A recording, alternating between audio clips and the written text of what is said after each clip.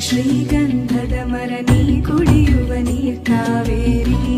ಎಲ್ಲಾದರೂ ಇರು ಎಂತಾದರೂ ಇರು ಎಂದೆಂದಿಗೂ ನೀ ಕನ್ನಡವಾಗಿರು ಕನ್ನಡ ಗೋವಿಂದವೋ ಮುದ್ದಿನ ಕರು ಕನ್ನಡತನ ಬಂದಿದ್ದರೆ ನೀ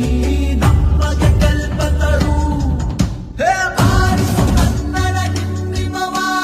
ಓ ಕರ್ನಾಟಕ ಹೃದಯ ಶಿವ ಬಾರಿಸು ಕನ್ನಡ ಡಿಂಡಿಮವ ಓ ಕರ್ನಾಟಕ ಹೃದಯ ಶಿವ